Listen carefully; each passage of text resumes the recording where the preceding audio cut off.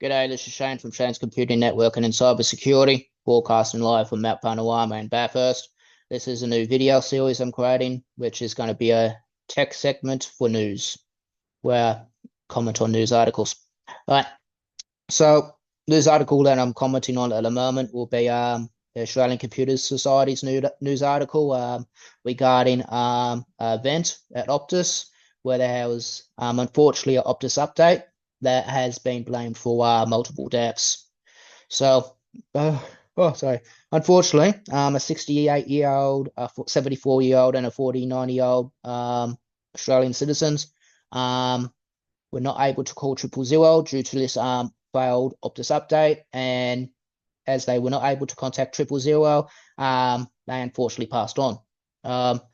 Now, this firewall botched update, this update was due to a botched firewall update, and that resulted in 13-hour outage, where these people were not able to contact 000. Quite unfortunate. So, the purpose of this video is not to assign blame to Optus, as just like everyone else, I'm a member of the public. I am fed the same information a member of the public is fed.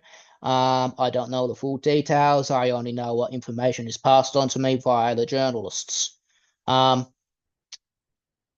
this video is about is I'm going to talk in general of how can someone in our industry, as network engineers, as cybersecurity professionals, can we properly avoid causing such an event, which probably could cost lives. So yeah, this is what this video is about, because our role as network engineers and cybersecurity professionals, especially when it involves critical public infrastructure, it's something which must be taken with extreme seriousness and extreme caution. So regarding firewall updates, this shouldn't put, and I don't want to see this putting anyone off on updating a firewall. Updating firewalls are very important. Now, we got these advanced persistent threat groups, APT groups. These APT groups, they're linked to large state actors, state military outside of Australia, state terrorist groups and that, who don't have Australia's best interest in heart. And if these APT groups could have their way, they'll hack into Australia's critical infrastructure. They'll take down our public telephone network. They'll take down our power plant facilities.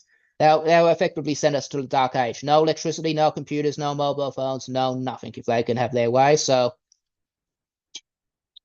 updating your firewalls is one of the first line of defense to defend against these attackers. Some of these attackers, their intentions is to basically either shut down our systems, send Australia back to the Stone Age, or probably collect money, hold Australia to ransom, so they can fund terrorist activities or even ballistic missile programs. So the firewall, first line of defense. It's a great initiative to update your firewall, but you have to do it correctly. I personally have not worked on public critical infrastructure yet, but if I did, these are kind of the steps I would take as an engineer to make sure things are done properly. First, I'll ask the client for a network topology diagram. You're going to need this. And the network topology diagram details the entire architecture of the network. If the company did not have a network topology diagram, especially if they're critical infrastructure, then I'll just walk away from the job. It's too risky. Number two, you've got to create a documentation plan of how you're going to implement those changes, especially if it's, again, public critical infrastructure. This documentation plan is got to include the key indicators of success, the time frame of how the service will be implemented, any time frame interruptions, whatnot. It's also going to include, say, a contingency plan, what you're going to do if the changes don't go to plan. The contingency plan, for example, can include, if you're updating a network, you're going to take a complete copy of the configuration of that client's network, save it in a secure location. And if that network update does not go correctly as planned, you can then store the system to a previous working configuration. Another thing you need to do is you need to adhere to the peer review process. Now, the peer review process, that's not just going on the internet and posting the company's secret sensitive network information on the internet in some blog or forum, or somebody you know overseas who's helped you with your network engineering career. That's not peer review. Peer review process is also not talking to generative AI. A Gen AI makes mistakes. Gen AI is a chatbot. Gen AI is not our peer. Who the peer reviews are your qualified Australian technicians and engineers in Australia who have qualifications from TAFE, our TAFE technical colleges, or our universities.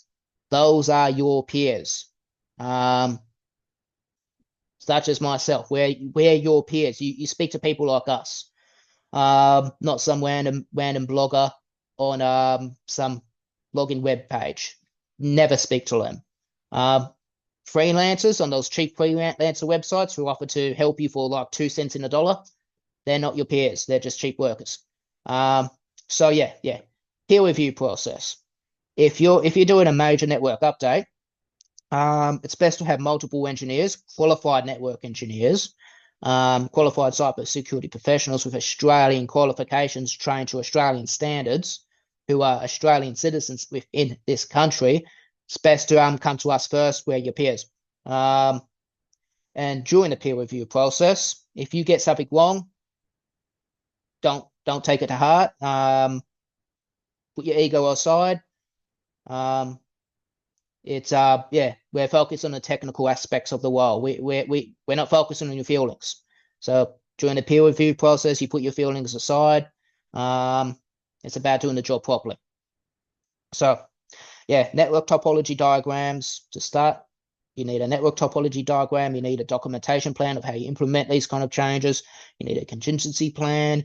You need to speak to your fellow peers, your qualified peers. And after you've done that, then you're kind of probably be looking at doing a lab environment. So you're going to implement these changes in a lab environment first before you do it on a production system. The lab environment basically, it could be there's several ways you can do a lab environment, from virtualized machines to Cisco packet tracer to probably just using a spare router or a spare network firewall lying around. Yeah, I won't go into all those steps because there's a lot of ways you can do it. Now, yeah, do the lab environment. Now, once you've done the lab environment, you've got your contingency plan, you understand what you're doing. You need to probably look at the, for example, a firewall. You need to understand every single firewall rule in there and why those firewall rules in there. And yes, there's a lot of information, and it's going to take you some time to analyze it, probably a couple of hours, depending on the complexity of the firewall. You're going to need to know the static routes, what network protocols are allowed, what network protocols are blocked, what network protocols are prioritized. Difference between the network protocols, you probably have your TCP, your UDP. I'm not that familiar with mobile network protocols yet. I'm assuming that, and yeah, that's another thing I'll get on as well about assumptions. Assuming with mobile phones, they probably use SIP or some kind of different network protocol. And that's now where I come back onto assumptions. Never assume anything. Always verify everything. Even if you're quite sure your assumption is correct, you've got to verify it. And how do you verify that? Well, you verify that via the peer review process. So every assumption needs to be verified by your fellow peers. It could be right, it could be wrong. If you're wrong, put your ego aside and focus on the project. Now, what happens if you say, what happens if you're doing the job and the supervisor is trying to rush you through the job? Some companies might have a budget. You might have an IT manager, they got a bit of a budget.